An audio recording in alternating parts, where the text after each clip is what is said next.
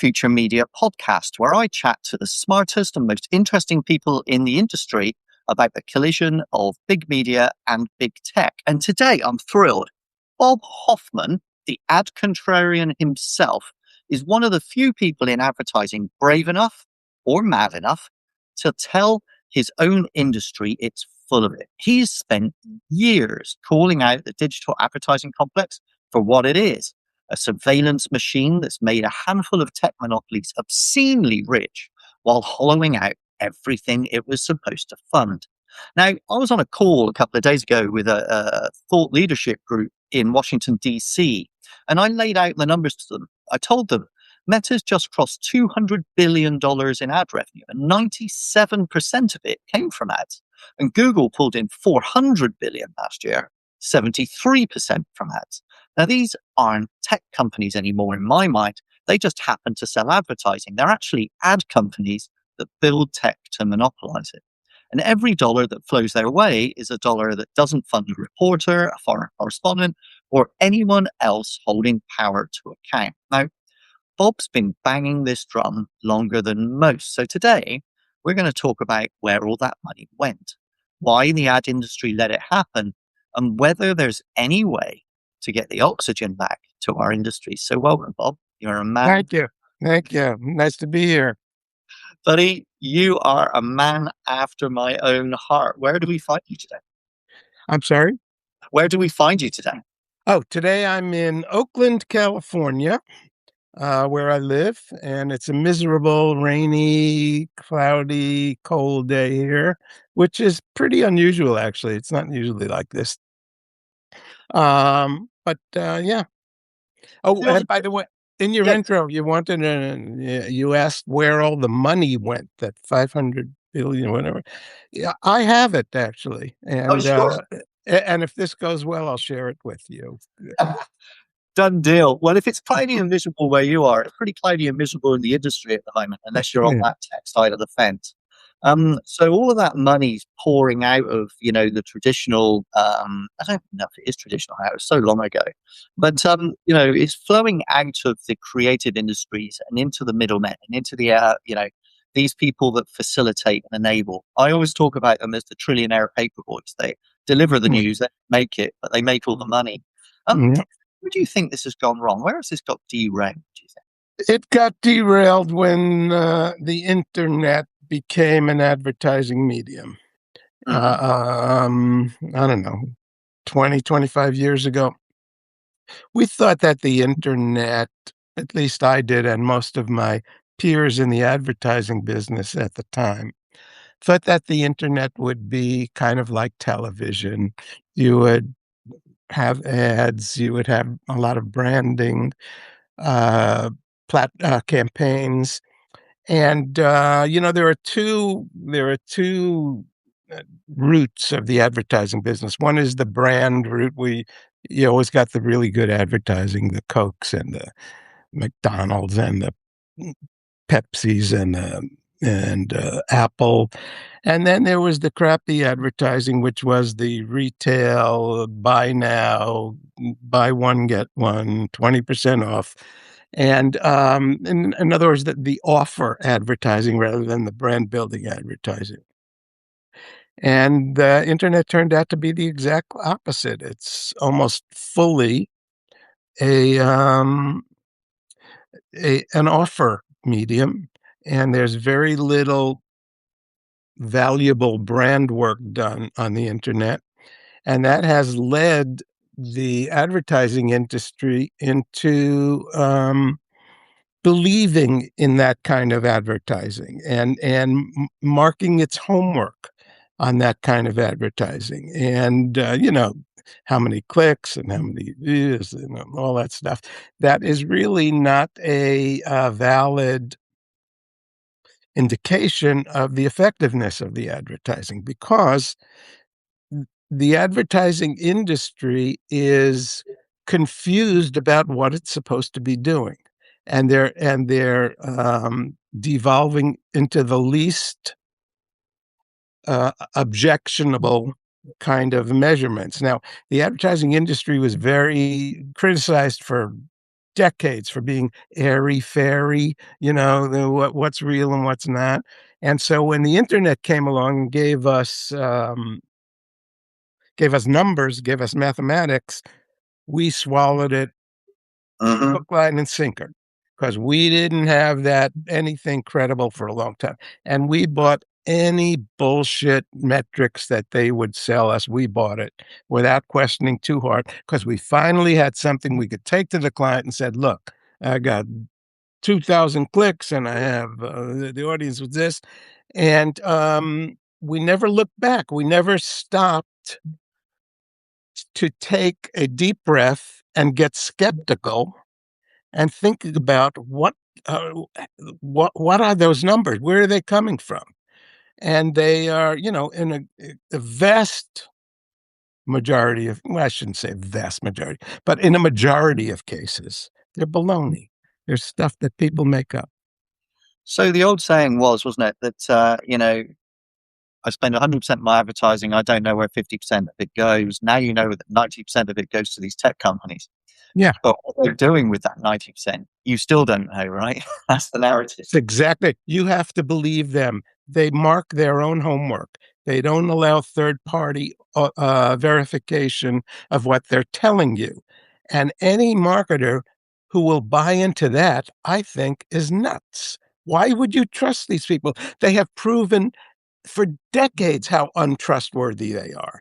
And you're trusting them with your money. And you are the minute you give the online advertising industry a dollar, they're sucking up 50 cents of it right away. Yeah. And then you're going to trust them to report to you with the other 50%? I wouldn't trust them for a second. So it's very interesting, wasn't it? I covered the ad tech antitrust trial for Mhm. Google, and we saw some numbers there. To your point, it's very opaque. In fact, it's deliberately opaque. You can't see anything inside the black box.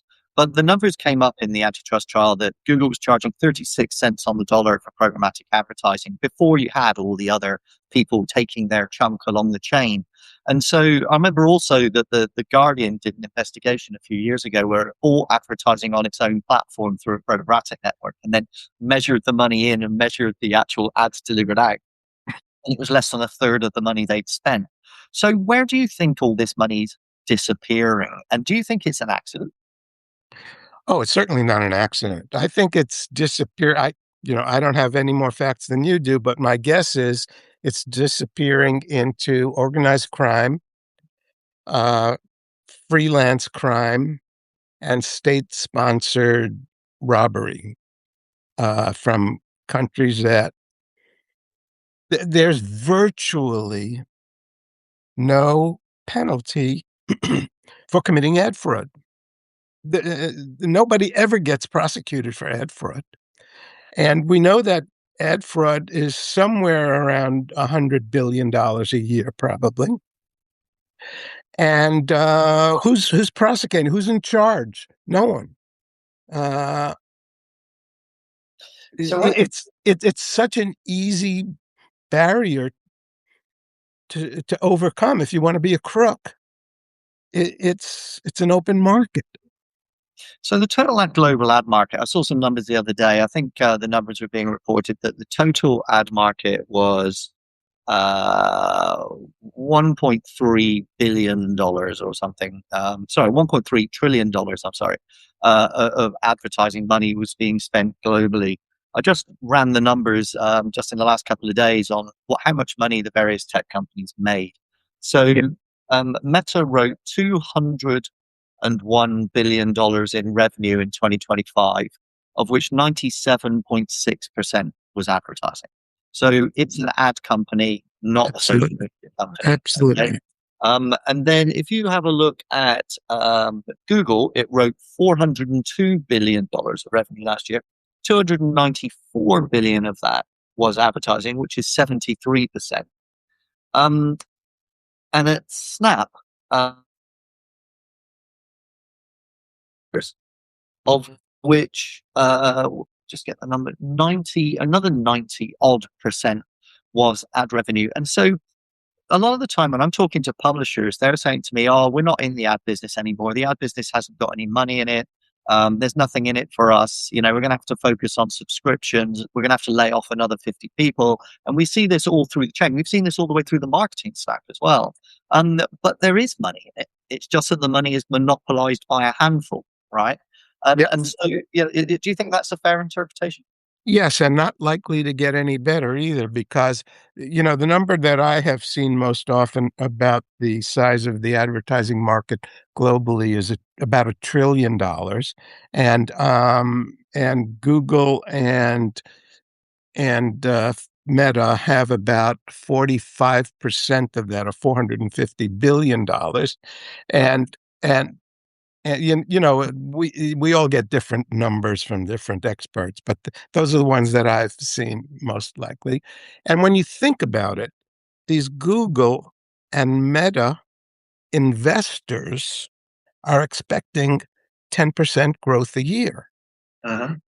If they grow 10% a year, there's no money left for anyone else. So, and unless we get our arms around this thing, uh, there's big trouble ahead. I mean, we think we're in trouble now. We're just at the beginning of it now. It's gonna get really bad, and it's not gonna take that long. Not just economically for the advertising business and the publishing business, but for political things, for democracy. It's gonna be a very difficult few years coming up. Mm.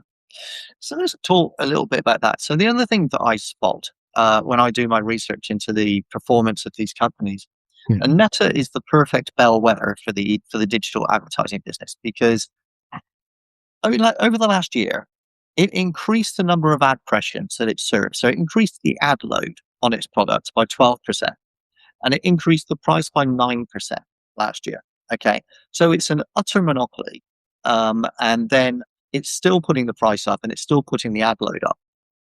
Okay, and for anybody that followed any of the antitrust trials, one of the tests for monopoly and illegal monopoly is if that company owns the market and is still putting prices up for everybody, but isn't necessarily providing any more value.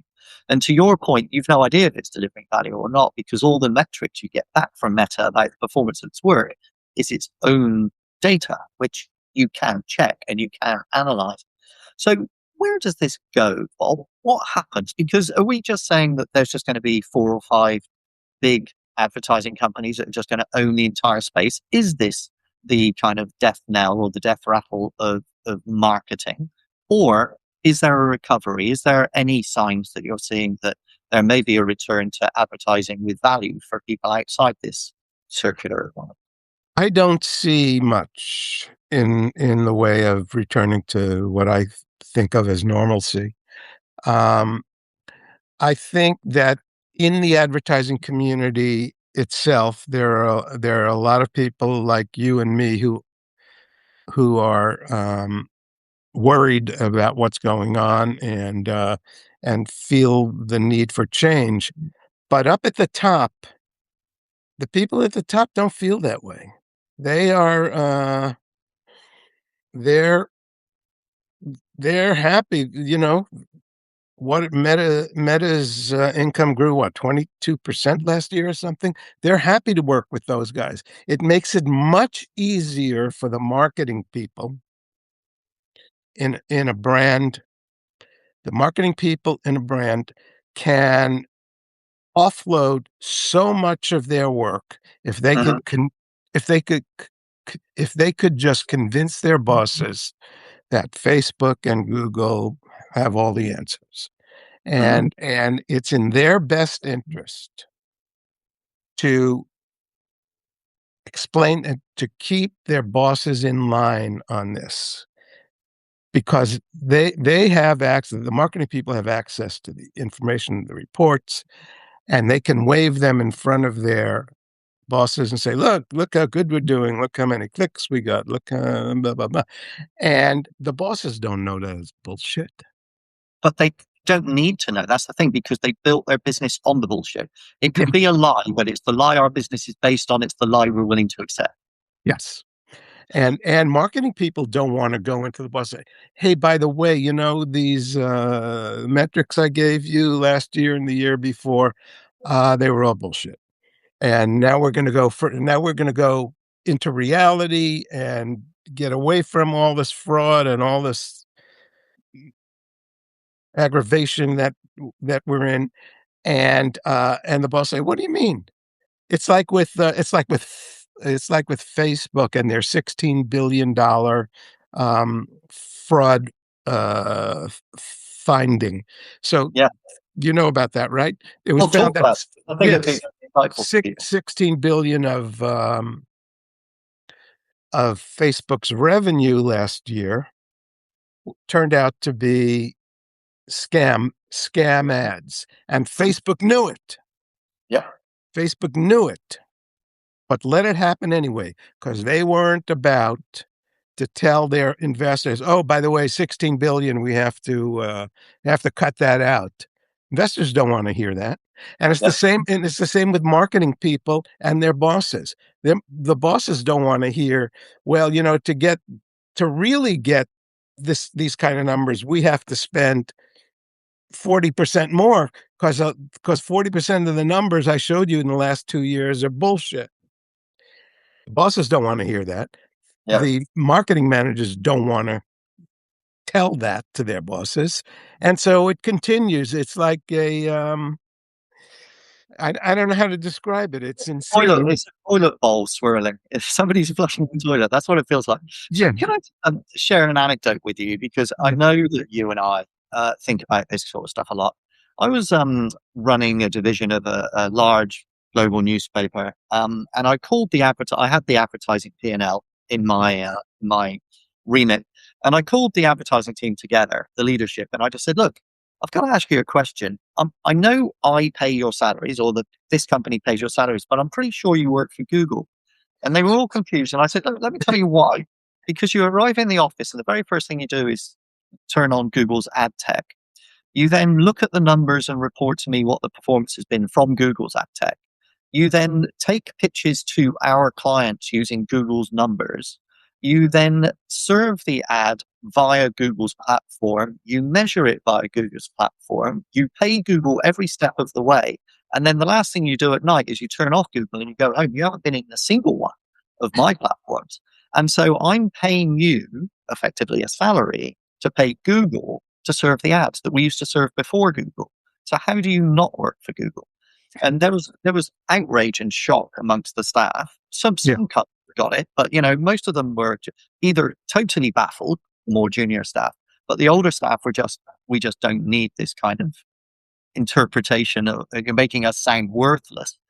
And then, about a year later, just over a year later, the company I was working for then holus bolus outsourced all its advertising to Google and fired all the staff. And so this is kind of something repeated all over the place. So there's actually a reason for people in media and marketing to both push back against this, because ultimately the answer is that they run all of it and there are no more jobs, isn't yeah. But long term and short term uh, visions are not always in alignment, and the long term vision for what should happen is exactly what you're saying. But the short term is, I want to keep my job and I get good numbers from Google, and Google lets me wave them in front of my boss. And therefore, I don't want to I want to keep what's the average life expectancy of a marketing person? Like 24 months, I think, for a CMO, something like that. Of my 10 biggest hopes, 9 of them are keep my job, keep my job, keep my job, it? keep my job. Yeah. And if you're gonna go out on a limb and tell the bosses, we're going to stay away from Google and Meta. And the bosses, they've had their brains filled with Google and Meta forever, and they can't believe that everyone's getting fooled. Uh, the boss is not going to be happy with that.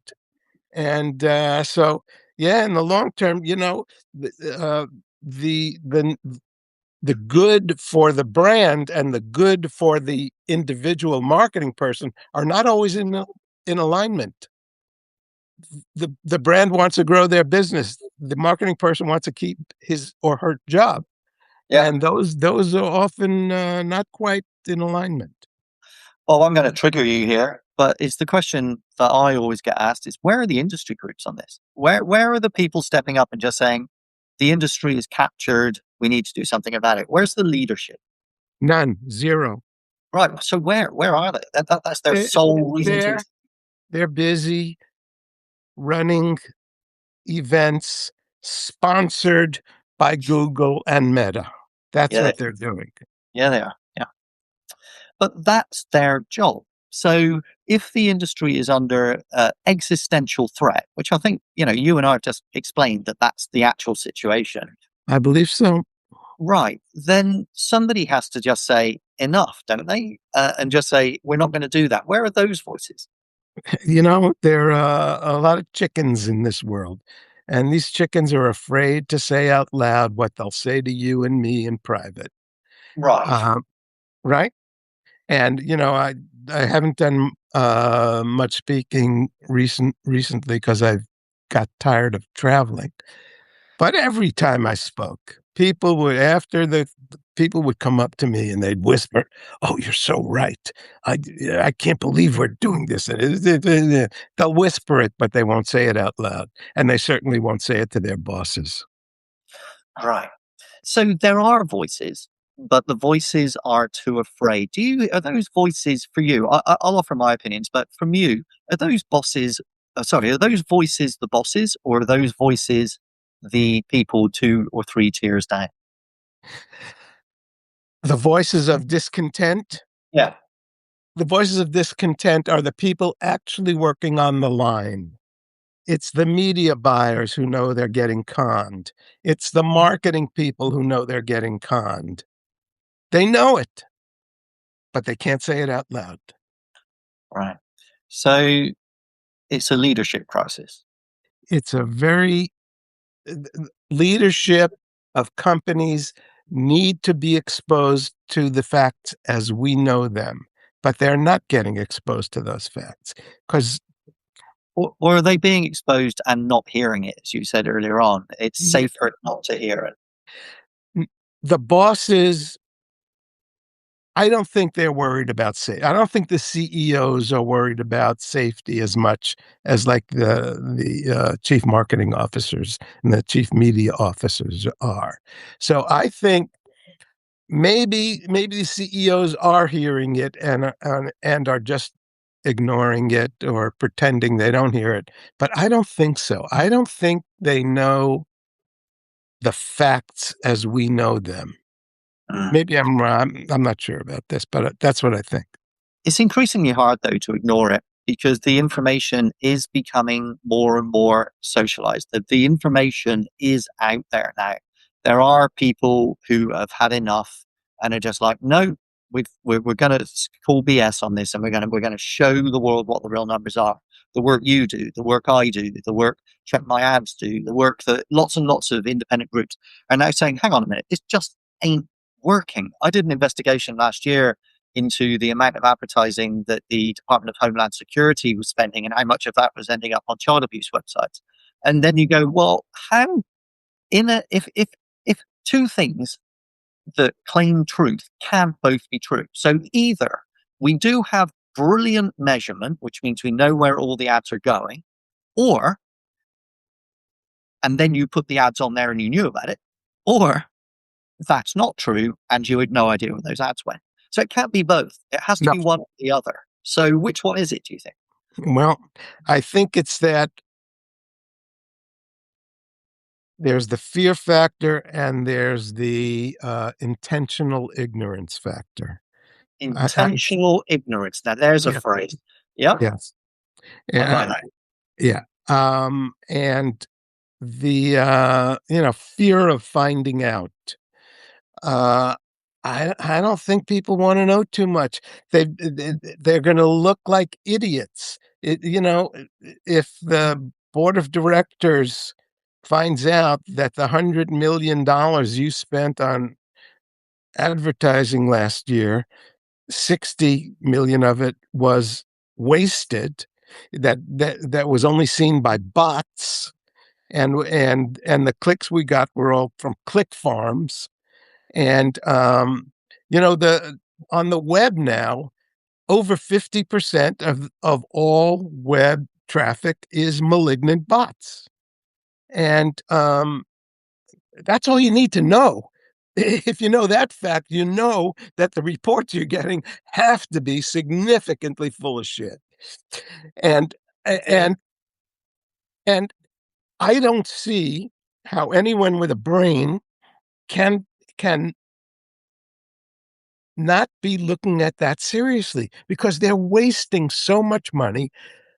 But I can't explain it to you. I wish I could, Ricky. I wish I could understand it, but I don't.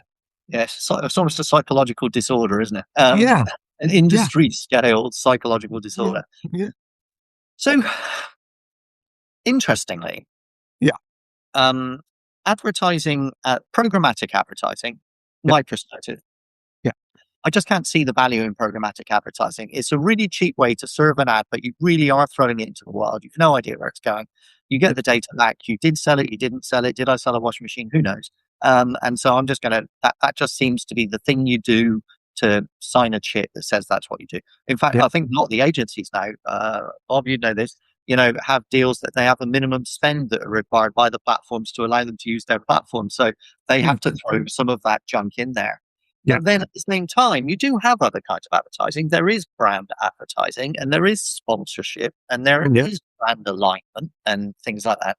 But those markets seem very, very small. How do you crack those? If you're a publisher, you yeah, don't want to be in the, kind of a Walmart, stack it high, sell it cheap, who knows what it is, kind yeah. of fast turnover advertising. You actually want to be in the more sophisticated, smarter, measurable partnership type marketing.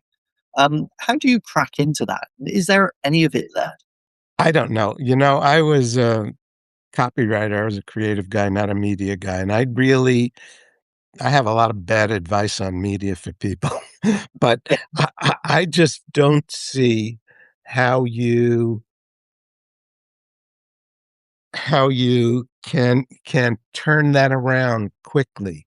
Um, I just don't s I wish I had an answer, but I don't. Does it take antitrust?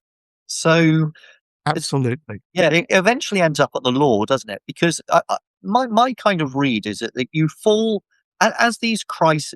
By the way, I want it to be clear. I do consider this to be a crisis. Okay, I Yeah, think this has an yeah, impact on democracy, on information, on public safety. I think that this is a core poison in our society right now. Witnessed by the fact that you and I got to know each other after that investigation I did the other day about Meta's child sex trafficking issues, yeah, which has gone global and built a massive. I've been really enthused by the amount of outrage that article generates. Because to be honest with you, I've been shouting about this stuff for years, and you get virtually no response. So when eventually one triggers, yeah. that's a pretty good sign. But where I'm really worried here is that if the industry is not self-regulating and there's no motivation for the tech company to regulate itself because look at the numbers, plus 22, plus 15. Well, these guys are on fire. They're not going to regulate. So then if it's not either of those two things, you then look for the industry groups to do it. But I'm pretty sure, as you said, they're organizing events sponsored by these people and all of their income's coming from these same companies. So that industry is captured. When the company's captured or the industry is captured, then the question becomes, all right, is it sufficiently dangerous to the economy or to public safety or to competition that the government needs to step in? And so lots of people Well, said to me, go on, Bob, you're going to say, it depends on who's in office. well, Um, Here in the US now, it's an oligarchy. It's run by Trump and his billionaire bro friends, and they will stick like glue to each other. He ain't gonna put no regulations on them Mm, because they're his biggest contributors, you know.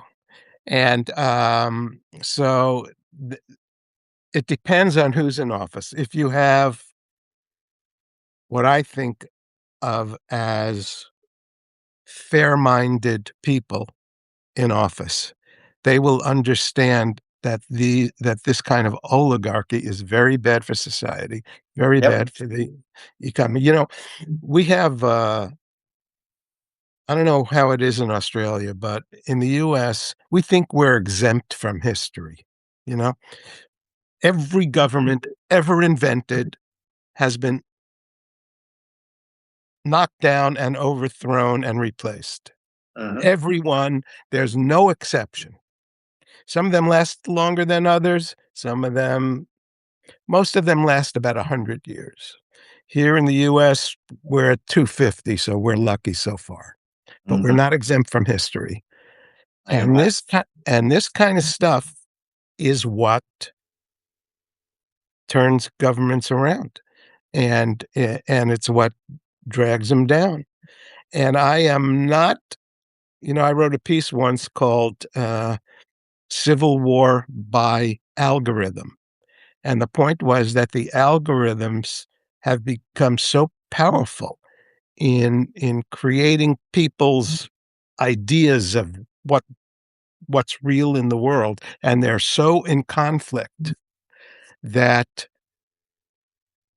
could be, advertising, as silly as advertising is, it could wind up creating all kinds of worldwide havoc because of the danger it's doing to societies by driving us apart all the time and ever more effectively. Thank you for that. Oh, you're 100% right. And let me throw in my other side of the coin, because I always think of the publishing and the advertising industry as two sides of a coin. Used to be a very effective economy, that it was kind of a supply and demand relationship, and that's fallen over. But what happens is that when publishing isn't funded, and when another 200 staff go, and when 50% of America's newspapers close, which is what we've seen, 50% of America's journalists no longer work in the industry, then what happens is you lose one of the kind of pressure valves on things going wrong, because they don't do it for the money, they do it for the passion, and they feel they need to reveal injustice. And when they reveal injustice, that triggers people. And when people are triggered, it triggers politics. And when politics is triggered, it triggers law. And then things get fixed. But if you don't have the triggers have disappeared, then everybody just stumbles blindly into this crisis, which is where it feels like we're headed right now. Right? And when I talk to newspaper publishers about this problem, they say many of the same things, with some exceptions, but many of them say the very same things, Bob, that you've just said to me about the marketing industry, which is that, we are in a very competitive market. We have to deliver more page views. We have to do that because that's how we sell advertising. But they're captured as well, because then they're part of this economy. I'll give you another anecdote. So when I was at News Corp, somebody said to me, in the ad team, just basically said, we need more advertising inventory, because we need to sell more ads. And I was like, well, we're only selling about 40% of the ad inventory that we've got. And they were like, well, it's the wrong ad inventory. And I go, okay. And then you'd be chasing down this, it needs to be this, it needs to be this, it needs to be this. But then eventually you figured out that all of those requests were coming from Google's team. They were saying, we want masses of these niches, and we want, and I was just like, we are just chasing ourselves around the houses here. And they said, yeah, but we need page views. And I said, no, we don't. What we need is ad revenue. And so go and try and buy a Mercedes with page views and see how far you get. Right. What we actually need is real dollars, because that's how I paid for this business to operate. And so we need to rethink our ad model. But if we continue to run down the road of chasing what our competitors, namely Google and Meta, tell us to do, then we can only lose in that scenario, right? And we are 20 years, to your point, Bob, down this path, but we still haven't managed to find a way to crack it. So I've got a question. Yep. Dominic sent a question in. He said, Bob, how would you go about galvanizing the industry to change? How do we trigger them to rise up? Because it's your rage, Bob, that they need. I've been trying for a long time and I haven't found the answer, but Well, I'm it's gonna keep trying. You know, you it's hard to awaken the dead, and, I've been doing as much as I could, but, you know, let's be honest here. The advertising industry, without knowing it, has essentially become employees of Google and Meta. Mhm, The ad agencies have become their sales force, mhm. and, it's a lot easier to have someone else paying your sales force than you paying your sales force. So Google and Meta have a really nice deal going with the agencies just defaulting to their platforms, and, it's a really good deal for them, and it's a really terrible deal for the advertising agencies. The other thing I wanted to say when you were talking about, the importance of journalism, it's our only defense against autocracy, Mhm. journalism. They're our only defense, that they can show us what's going on, they can tell us the truth, and, to see that evaporating is such a threatening thing. It is.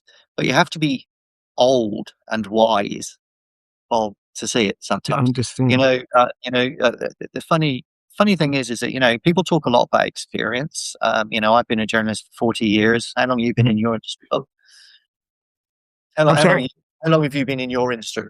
Well, I was in the advertising industry for 41 years, Right. and now for another 10 or so years, I've been a pain in the ass about the advertising industry, not really being part of it. Yeah. Yeah, and so it's really interesting. Whenever I see a job application or a job position description for a CEO or a senior job, it'll say, you need 25 years of experience. And I always say to the recruiters on this, I said, you don't need experience. What you need is wisdom. Yeah, you may very well have experienced it. That doesn't mean anything. Okay. The difference is that people that actually give a shit sit down and actually look at the numbers, break it down, figure it out, work out what the momentum is here. That's the difference. Okay. Yeah. Wisdom is entirely different to experience. And I hear wisdom coming from you because you've worked in agency world. Wisdom comes from me because I've worked in the media world and I bothered to have a look on both sides of that mirror and find it's a pretty much a black mirror, right? Okay. And that's really been the job. So I have some optimism. I want to share some optimism because it's not all doom. Okay. It's not all doom and gloom. So the I'll go- I'll I'll let you get away with that. Come on. I'm going to give it a go. I'm going to give it a go. See if I can make your day. So here you go. Right. It was inconceivable 10 years ago that the US government and the Department of Justice would drag Google and Meta into antitrust courts. When I first started talking about that in at News Corp in 2004, so that's 20 years ago, all right? I mentioned antitrust. Like, no one even knew what it was because everybody had forgotten. The last time there'd been Mhm. antitrust was Microsoft, like, a quarter of a century ago. Yeah. And so I was saying, well, look, these companies are going to be utterly dominant. They're going to, cause enormous problems for our industry. And eventually they'll become so enormous that the government will need to take action to enable the competition to continue to exist, right? No, no one believed me. No one believed me 15 years ago, 10 years ago, 5 years ago. People started to wonder. And then you started to see some court actions being brought. So we have seen Department of Justice actions brought. And so we've had three antitrust trials against Google, and Google's lost all three of them. And, I hat tip to the DOJ because really liked the way that they did their trial. I followed it every day. And they just came up with a line. He just basically said, after the third conviction, he came out with a great line, which I think is from Leo Sayer. And he just basically said, you're once, twice, three times a monopolist. And he almost wanted to sing it in the court. It was like, oh, I love this. It should happen. And so, people forget that. Now, the App Store trial that Google lost, they appealed. They lost the appeal, and major changes happening in the App Store. And that's about $40 billion. So that's a good 46. So that's a good outcome. Then we had the search trial. They were fundamentally found to have monopolized the search market. They did dodgy deals with Apple. They paid Apple $20 billion a year to be the secret back end of all Apple products. So no one in Apple knew, but it was a Google deal with tons of money. And they lost that trial. And then when it came to the remedies, we thought they're going to break them up. And then at the 11th hour, 12th hour, 5 to midnight, the judge bottled it and did something really, really weak. Now, that's now been appealed by the Department of Justice. And so we're going to have another hearing on that. So let's see what happens. But it's the ad tech one is the one that people really care about, because that's the one that's where the money is. And if the money gets broken, if somebody goes into Fort Knox and blows it up and all the gold goes up in the air, then you have an opportunity to reset, or you have a meritocracy opportunity, right? And I know I sound ridiculously optimistic here, but we are going to get a decision from a judge, Leonie Brinkema, fairly soon, and she's going to decide what that future for ad tech looks like. They've already been convicted of running an ad tech monopoly. And there are all kinds of discussions about what to do about it, about socializing the data so everybody can see it. Bob, to your point, let's crack open the black box. Let's actually have a look at what the real numbers say. That I would pay good money to have a good look in there, as I'm sure you would too, right? Yeah. And so, they may do that. They may change the situation that all of the advertising that Google controls, that that it basically transacts within its network, it sends 92 cents on the dollar of that to its owned and operated businesses. Only 8 cents on the dollar actually gets to the rest of the open web. 8%. It's unbelievable.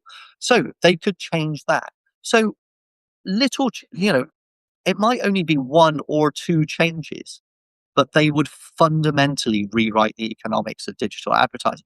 And then we'd have an opportunity to rebuild it. So that's a very long and convoluted answer or comment about why I'm optimistic and Yeah. hopeful. But I'll ask you this. If that Yeah. happens, Bob, do you think the industry's got enough energy to stand up again? That's the tough one, isn't it? Every single time that, yeah. I don't know. I mean, to me, I'm like you, I'm hopeful that these antitrust things create real change. But I am so disgusted with how the administration here in the US is kowtowing to the ad tech industry and to all the Silicon Valley billionaires. I am not sure that even the most damaging of outcomes for the ad tech industry in these cases will ever be enforced. Mm, I mean, it's such a big problem, like in Europe with, remember, GDPR and all that stuff, and it was never enforced. mm, What's the good of regulations that aren't enforced? And I think it might be the same thing here. You know, I while you're being optimistic, I'll take a shot at being optimistic too. And here's the only practical answer that will never happen, but it's the only practical answer that I think will get us out of this shitstorm we're in. And that is tracking needs to be outlawed. If tracking were outlawed, so many of the harmful effects we've been talking about today would go away, because all the bad stuff, the algorithms, the problems with populations hating each other, it's all based on tracking. They get the information, they feed it to algorithms, they show it to people and take them down rabbit holes and radicalize them.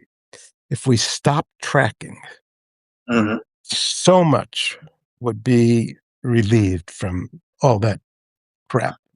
It'll never happen, but that's the answer, I think. Mm. So I think there are two laws in America that have, they're both American laws, that have enormously benefited the American tech industry and has really damaged the economy of the World Wide Web. I regularly say on this podcast that, America's 4% of the global population and it's a World Wide Web. And so, we seem to forget about the rest of the world. But, two laws really got in the way. So Section 230 is the first one. It's 30-year-old. It's actually the 30th anniversary in a couple of days. So it basically says that anything that a platform publishes, it's not liable for, but if a publisher publishes it, it is. Yeah. That's not a level playing field. That's a playing field that's vertical. Yeah. Okay. You know, journalists go to jail, journalists get out of existence. There are enormous jeopardy for journalists to do the right thing. There is absolutely no penalty for doing the wrong thing if you work in a tech company. And if doing the wrong thing makes you more money, then you do it more and faster. And that's Yep. your point. Algorithms. Let's generate rage to get engagement. Let's generate bots to enable us to sell more ads to get more money in through the door. I'm not even sure that they still view that as a bad thing. I think they just view that as business. Yeah. Businesses. So I think that's one law we should definitely think about. So Section 230 is currently under attack in the US Congress. So we have bipartisan pushback on 230. I think that would be amazing if that were to change, because once a big tech leader faces going to jail for publishing hate speech or lies, that will probably change their perspective, and they might actually sit down and they not in Norway and think that maybe they might not want to do that. So that's Yeah. one. The other one is fair use, which is a change to copyright, which basically says that the tech companies can take any content they want without having to worry about copyright as long as it builds a bigger market. But if you own the entire market, yeah, like happy days. That's how AI is Yeah. happening. So these are laws that we need to have versions of to enable the web to flourish. But at the moment, they benefit a few and they don't benefit the many. And we need to just stop and rethink that. Because to your point about democracy, the whole point of it is to benefit everyone. And this is only benefiting a few. But to your point, the US politicians aren't in a massive rush to do anything about this because these tech companies are almost your entire stock market and certainly Yeah. all your stock market growth. All the And so, growth. yeah, so we've reached a point where only the law can Yeah. change it, in my view. And Right. that's what I'm really hopeful. Leonie Brinkema, hold the line, Leonie Brinkema. You've already brought down the CIA. You can do this. Come on. I'm really hopeful that Judge Brinkema will hold the line. Shall we Well, see? We'll find let's out in see. the next couple of weeks. She's told me, well, she hasn't told me. She doesn't ring me. Hey, Ricky, it's Leonie. Hey, No, what's that's up, not. boy, Rick? Yeah, that's not actually how it works. But what I do know is that she is due to give her ruling before the end of March. So we will have some more insight into whether there is an opportunity here to redress an imbalance in about, what's that, 50 days. Fingers Mm-hmm. crossed. Yeah. Hell yeah. Should we reconvene when we get her answer? Yeah. Sure. Would you take? Maybe you should be the head of the DOJ. Yeah. I should be Attorney General. Oh yeah. That would Attorney be good. General Bob That'd Hoffman. be good. It's got a Yeah. ring to it, mate. It's great. You've Why got all the didn't I experience. think of that? Yeah. You've got all the experience, mate. It's been amazing. Look, thank you so much for coming on. My Don't tell, pleasure. maintain the rage. We Oh, don't we don't have enough of the right rage. Yeah, yeah. yeah. So Yeah. let's keep it going. Thank you Good. so much for talking and for all the work that you do. Thank you, Ricky. Nice to meet you, and best to all your listeners and viewers. And I hope we'll be in touch soon. You're a legend, Bob. Thank you very much. Thank you, Thank everybody. you. See you soon.